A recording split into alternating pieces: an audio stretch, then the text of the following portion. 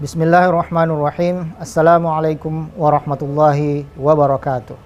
Alhamdulillahirabbil alamin wassalatu wassalamu ala Rasulillah sayyidina Muhammadin wa ala alihi wa ashabihi ajma'in, amma ba'du. Pemirsa jamaah Masjid Istiqlal dimanapun Anda berada, pada kesempatan kali ini kita akan sedikit mengulas tentang kitab suci kita, Al-Quran, yang kita yakini sebagai firman Allah sekaligus sebagai pedoman hidup kita sebagai umat Islam. Pemirsa dan pendengar RRI serta jamaah Masjid Istiqlal dimanapun Anda berada, Al-Quran yang diturunkan kepada Nabi Muhammad SAW melalui Jibril telah memberikan dan membuktikan banyak hal kepada kita, bukan hanya pada isinya yang akan kita bahas di bagian-bagian akhir, tetapi juga tradisi-tradisi, kebiasaan-kebiasaan yang diciptakan berhubungan dengan Al-Quran, langsung atau tidak, telah banyak menghiasi kehidupan kita sebagai umat Islam. Mari kita lihat satu persatu. Minimal setidaknya ada 3 tradisi yang tercipta di masyarakat kita secara langsung atau tidak langsung karena Al-Quran. Yang pertama, tradisi membaca atau tilawah. Kekhususan Al-Quran sebagaimana yang banyak didefinisikan di dalam kitab-kitab ulumul Quran, yang salah satunya adalah bahwa Al-Quran itu muta'abbad bitilawatih. Bacaan-bacaannya, pembacaan-pembacaannya dinilai sebagai ibadah, mendapatkan pahala dari Allah Subhanahu wa Ta'ala, dan itu yang membedakannya dengan bacaan-bacaan lainnya. Nah, Al-Quran sebagai tilawah, sebagai bacaan, telah membentuk banyak tradisi yang baik di masyarakat kita. Kita bisa lihat bagaimana Al-Quran dibacakan, dilagukan dengan sangat indah, dan kemudian membentuk tradisi-tradisi baru, termasuk tradisi-tradisi musabaqah, perlombaan pembacaan Al-Quran yang sangat indah, yang kalau kita di Indonesia sudah berlangsung sejak lama sekali, dan itu berlevel-level dari yang paling sederhana di tingkat RT, RW, dan seterusnya sampai tingkat internasional. Untuk sampai ke tilawah itu terlalu banyak step, terlalu banyak bagian-bagian yang harus dilewati, dan itu dengan sendirinya membentuk tradisi pembacaan Al-Quran di dalam masyarakat kita. Begitupun Al-Quran yang dibaca sebagai hal yang menjadi ritual bagi umat Islam. Kita tahlilan membaca Al-Quran, kita khataman membaca Al-Quran.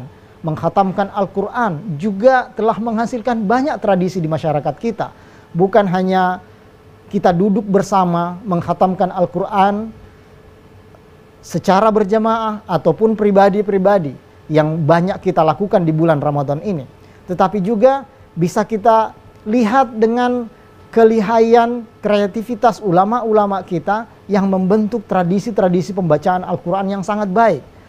Ada yang dibentuk dengan membagi-bagi juz-juz Al-Quran dibaca oleh setiap keluarga, satu juz misalnya, dibagi sedemikian rupa hingga khatam 30 juz, kemudian berkumpul mengkhatamkan Al-Quran dengan doa-doanya yang khusus, dengan segala hal yang menghiasi perayaan-perayaan Islam, termasuk di dalamnya adalah khatmul Quran.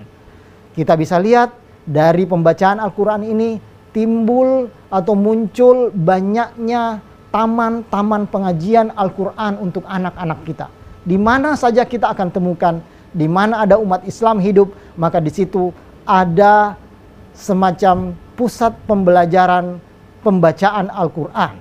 Di mana saja ada umat Islam, di situ ada pusat pembelajaran Al-Quran untuk generasi-generasi baru kita.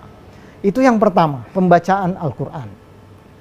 Pemirsa dan pendengar, RRI serta jamaah Masjid Istiqlal dimanapun Anda berada. Yang kedua, Al-Quran telah menciptakan tradisi tahfiz, penghafalan Al-Quran yang luar biasa maraknya. Dan ini menjadi, saya tidak sebut keunikan, tetapi salah satu kekhususan karakter umat Islam dengan penghafalan Al-Quran yang sangat masif dimanapun umat Islam atau komunitas Islam itu sudah terbentuk. Dan ini yang jarang kita temukan dalam berbagai bentuk kepercayaan atau agama-agama lainnya. Kita bisa bayangkan Al-Quran yang setebal itu bisa dihafal oleh ribuan orang dengan cara yang sederhana atau kompleks, mulai dari umur yang sangat belia, 4 tahun, 5 tahun, 7 tahun hingga dewasa, memungkinkan semua orang yang meyakini Al-Quran untuk menghafal Al-Quran asal disertai dengan usaha yang sungguh-sungguh. Nah, tradisi menghafal ini sangat khas bagi umat Islam yang sekali lagi tidak atau sulit kita temukan dalam tradisi-tradisi agama lain yang misalnya mentradisikan penghafalan kitab-kitab sucinya oleh anak-anak yang masih kecil misalnya. Nah, kita sudah melihat dua model tradisi yang sangat baik yang diciptakan oleh Al-Quran. Tradisi membaca dan tradisi menghafal. Yang ketiga, yang tidak kalah pentingnya adalah tradisi qiraah, yang bukan hanya dalam pengertian membaca Al-Quran, tetapi mengkaji Al-Quran. Jadi Al-Quran sebagai sumber kajian intelektual dan spiritual umat Islam. Kita bisa melihat kajian-kajian Al-Quran tumbuh di universitas-universitas Islam. Di mana saja di dunia ini. Ia menjadi sebuah jurusan yang sangat spesifik sebagai disiplin ilmu yang biasa kita kenal dengan istilah At-Tafsir wa Ulumul Quran. Tafsir dan ilmu-ilmu Al-Quran.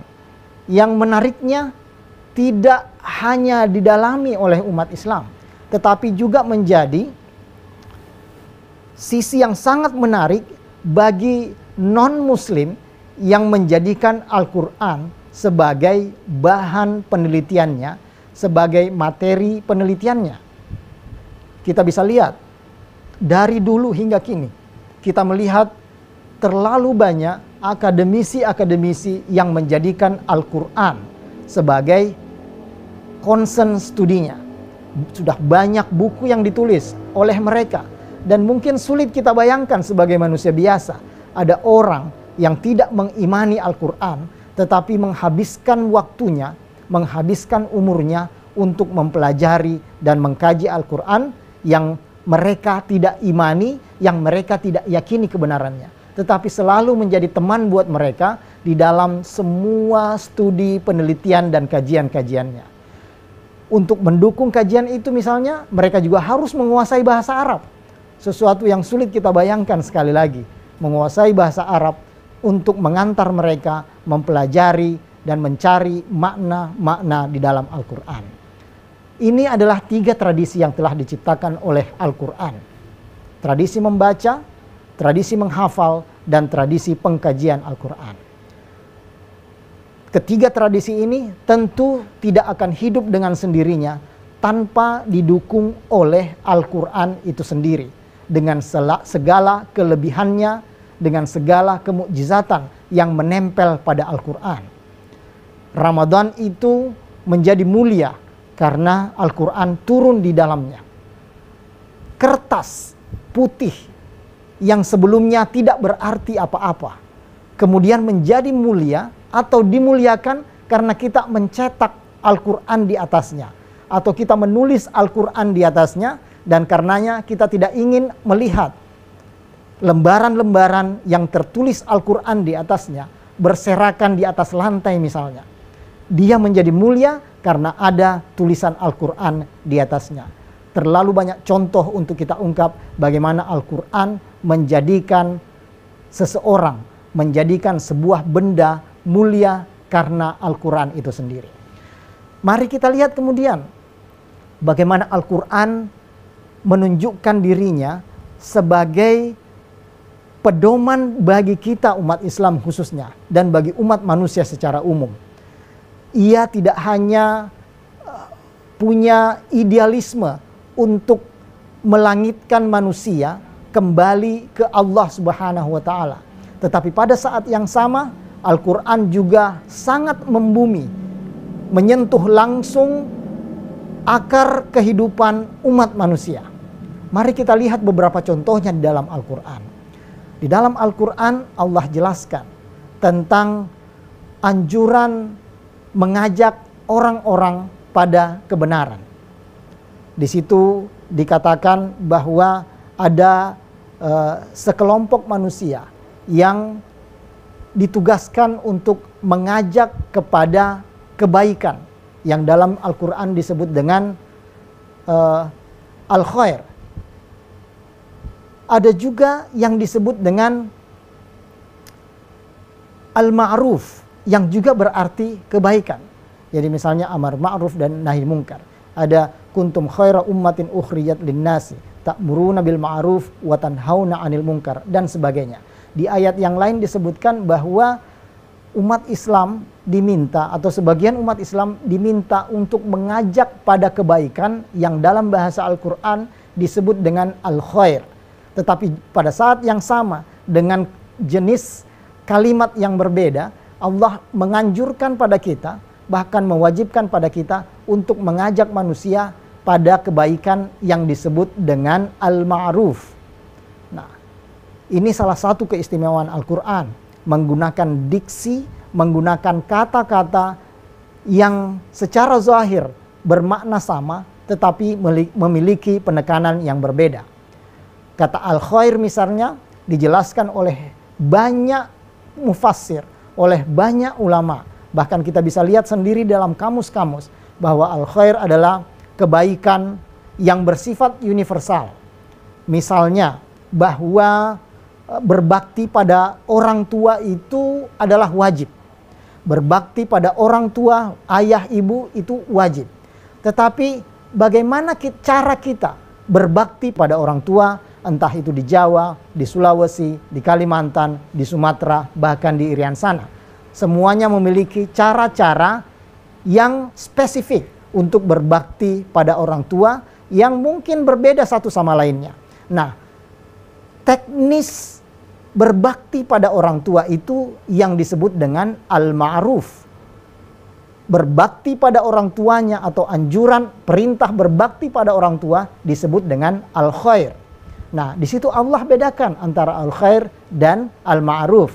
Dan itulah yang kemudian dikatakan dalam Al-Quran ketika kita ingin berbakti pada orang tua disebutkan wasahibhuma fid dunya ma'rufa. Berbaktilah, temanilah orang tua kita di dunia ini ma'rufa, dengan cara yang ma'ruf. Bukan khair, ma'ruf. Dalam pengertian kita dengan segala lokalitas yang kita miliki bisa atau dapat berbakti pada orang tua dengan cara, kebiasaan dan tradisi kita di Indonesia yang mungkin berbeda dengan cara tradisi orang lain di belahan bumi lainnya. Nah, di situ Allah gunakan kata ma'ruf, sesuatu yang lazim diketahui, arafa ya'rifu. Dan karenanya urf dalam strata sumber hukum Islam juga dijadikan salah satu sumber hukum Islam. Adat kebiasaan juga dijadikan sebagai salah satu sumber hukum Islam. Pemirsa dan pendengar RRI serta jamaah Masjid Istiqlal dimanapun Anda berada. Itu satu contoh bagaimana Al-Quran menunjukkan bahwa Al-Quran itu sesuatu yang menempel dengan kehidupan umat manusia. Mari kita lihat satu contoh lagi yang sangat spesifik tentang cinta pada tanah air, tentang cinta pada tempat di mana kita dilahirkan. Kita lahir misalnya di Indonesia, kita hidup dengan apa saja yang berasal dari Indonesia. Kita minum dari air yang berasal dari tanah yang kita injak. Kita makan sayur mayur, padi, beras menjadi nasi yang hidup dan tumbuh dari bumi Indonesia. Dan karenanya tanah air menjadi kata yang dipakai untuk menunjukkan tempat kelahiran kita. Nah, kita lihat di mana Rasulullah SAW pada saat berhijrah meninggalkan Makkah, tanah kelahirannya. Makkah, kota di mana beliau dilahirkan yang sangat beliau cintai. Ketika berhijrah dan terpaksa meninggalkan Mekah karena misi keagamaan yang diemban, yang diamanatkan oleh Allah Subhanahu wa taala, tetapi menuntut beliau untuk harus meninggalkan tanah airnya. Siapapun akan sedih, siapapun akan sangat sulit menerima kenyataan bahwa ia harus meninggalkan tanah airnya dengan cara yang sangat terpaksa seperti itu. Ketika Nabi hijrah di luar kota Mekah, beliau sempat berbalik, membalikkan tubuhnya, melihat dari jauh kota Mekah sambil menunjukkan tatapan yang sangat sedih, meninggalkan tanah airnya dan belum tahu apakah beliau akan kembali ke Mekah atau tidak. Tatapan yang sangat sedih ketika harus meninggalkan tempat kelahirannya. Nah, di situ Allah Subhanahu wa taala menghibur beliau dengan firman-Nya, "Innalladzi farada 'alaikal kitab la radduka ila ma'ad." Bahwa Allah yang menganugerahi kamu wahai Muhammad Al-Qur'an untuk dibaca, untuk dipelajari, untuk dikaji, itu la radduka ila ma'ad.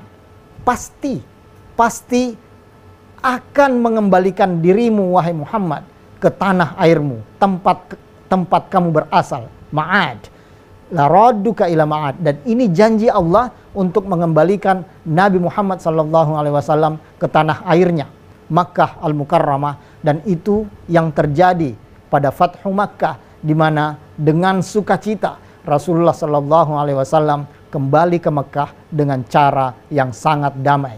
Nah, di sini sekali lagi Allah menunjukkan bahwa adalah sangat manusiawi. Kita semua akan sangat menyukai, mencintai tanah air di mana kita hidup, di mana kita memakan makanan yang tumbuh dari bumi di mana kita lahir. Kita meminum dari air yang berasal dari tanah yang kita injak. Nah, sekali lagi, sebuah pengungkapan yang sangat manusiawi, dan karenanya kita patut sangat bersyukur. Agama yang kita yakini ini sudah sangat cocok dengan sifat naluriah manusia. Dan karenanya di satu sisi Al-Quran itu sangat cocok dengan kondisi manusia. Dan ini yang membuat kita atau ulama-ulama kita merumuskan bahwa agama Islam atau Al-Quran itu sendiri adalah shalih likulli zaman wa makan. Pemirsa dan pendengar RRI serta jamaah Masjid Istiqlal dimanapun Anda berada. Itu satu kelebihan Al-Quran, sangat manusiawi dan terus langsung menyentuh jantung kehidupan umat manusia. Hal lainnya yang mungkin baik kita pahami, bahwa Al-Quran sebagai pedoman hidup manusia juga menunjukkan bahwa Al-Quran ini benar-benar datang dari Allah dan tidak berasal dari atau dibuat-buat oleh anak manusia seperti Nabi Muhammad SAW. Itu ditunjukkan dengan berbagai kemukjizatan yang ada di dalam Al-Quran. Cuma nanti kita harus hati-hati untuk memahami salah satu aspek kemukjizatan Al-Quran. Tetapi mari kita lihat betapa Al-Quran menjadi sumber penelitian dan kemudian menunjukkan bukti-buktinya dari waktu-waktu, dari tahun ke tahun kita sebagai umat manusia ini hidup. Jadi misalnya, bahwa di dalam surah Ar-Rahman misalnya, Allah katakan ada pertemuan dua laut. Marajal bahraini yaltaqiyani. Ada dua laut yang bertemu. Sementara dari waktu ke waktu, khususnya di masa Nabi Muhammad SAW hidup, beliau sudah dibuktikan secara historis sekalipun bahwa Nabi Muhammad SAW tidak pernah meninggalkan tanah kelahirannya atau tidak pernah meninggalkan jazirah Arab. Yang paling jauh beliau melangkah adalah ke Syam misalnya. Itu pun ketika beliau bertindak sebagai pedagang. Tetapi pengecualian yang dibuat adalah bahwa Nabi SAW melakukan atau diperjalankan dalam kisah Isra dan Mi'raj itu. Tetapi di luar itu Nabi Muhammad SAW tidak pernah melakukan perjalanan jauh. Bahkan yang disebut dengan pertemuan dua laut itu dibuktikan dengan adanya semacam pertemuan dua air laut yang berbeda dengan warna yang berbeda yang selama ini kita lihat di Selat Gibraltar, sebuah selat yang ada di antara benua Afrika dan benua Eropa. Jadi Afrika Utara dan Eropa paling selatan. Situ ada pertemuan dua laut, Selat Gibraltar. Dan itu yang dikatakan oleh para ilmuwan bahwa inilah yang dimaksud oleh Allah sebagai pertemuan dua laut. Nah, ini yang dibuktikan bahwa Rasulullah SAW tidak pernah melangkah atau menginjakkan kakinya atau berlayar melewati Selat Gibraltar tersebut, tetapi diberitahu, diilhamkan, diwahyukan oleh Allah bahwa ada pertemuan dua laut di tempat yang nun jauh di sana yang tidak pernah dilihat oleh Rasulullah SAW. Tetapi untuk memahami kemukjizatan Al-Quran kita juga perlu hati-hati, karena Al-Quran adalah sumber ilmu pengetahuan, tapi Al-Quran bukan buku pengetahuan yang harus kita bedakan secara prinsipil. Al-Quran adalah wahyu kalam Allah yang akan berlaku secara universal. Tetapi pada saat yang sama tidak bisa kita padankan dengan buku-buku ilmu pengetahuan, karya-karya ilmu pengetahuan, karya-karya akademik seperti tesis atau disertasi yang kemudian harus bisa dibedakan secara substansial. Jadi misalnya Al-Quran mengisyaratkan banyak hal tentang ilmu pengetahuan, tetapi di Al-Quran bukan disusun sebagai buku pengetahuan. Karenanya banyak tempat dalam Al-Quran kita melihat sesuatu yang sangat pas dengan penemuan-penemuan mutakhir di dalam ilmu pengetahuan. Yang paling sering kita angkat adalah bahwa pembuktian saintifik Al-Quran betul-betul memang mengangkat iman kita, mengupgrade keimanan kita bahwa Al-Quran ini benar-benar dari Allah. Tetapi sekali lagi kita harus hati-hati, dan dalam sebuah tafsir Al-Quran bukan menganggap tafsir ini salah, tetapi tafsir ini cocok di zamannya, yaitu di abad 19, yaitu sebuah tafsir yang ditulis oleh seorang mufassir bernama Tantawi Jauhari, dan karenanya tafsirnya disebut dengan tafsir Al-Jawahir. Di situ dijelaskan bahwa dalam banyak Al-Quran disebutkan ada 7 langit. Sering disebutkan dalam Al-Quran sab'a samawat, 7 langit. Dan itu oleh Syekh Tantawi Al-Jauhari dianggap sebagai penafsiran untuk penemuan ilmu pengetahuan pada abad 19 dan awal abad 20, bahwasanya hanya ada 7 planet di antariksa ini. Tetapi dengan perkembangan ilmu pengetahuan yang luar biasa, ternyata ditemukan banyak planet di luar yang 7 itu. Bahkan ditemukan galaksi-galaksi lainnya. Jadi Al-Quran misalnya menunjukkan bahwa ada galaksi Bima Sakti. Al-Quran menunjukkan ada galaksi-galaksi lainnya dengan menunjukkan bahwa jumlah bintang-bintang seperti matahari dengan segala planet yang mengitarinya itu jutaan jumlahnya, menjadi satu gugusan bintang, satu gugusan galaksi, dan di luar galaksi ini ada lagi galaksi-galaksi lainnya. Subhanallah. Tetapi mari kita tunjukkan bahwasanya penemuan-penemuan itu karena selalu bertingkat-tingkat akan runtuh dengan penemuan-penemuan baru. Ia tidak serta-merta harus digandengkan dengan apa yang disebutkan dalam Al-Quran.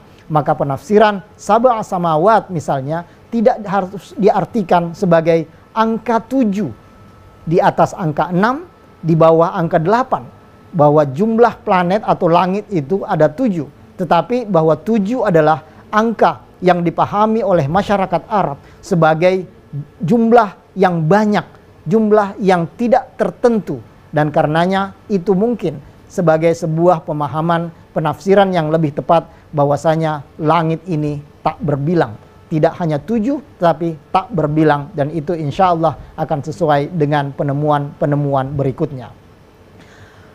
Pemirsa dan pendengar RRI serta jamaah Masjid Istiqlal dimanapun Anda berada. Dengan semua paparan ini, mari kita semua semakin mengimani Al-Quran. Al-Quran ini sudah dibuktikan bahwa ia autentik.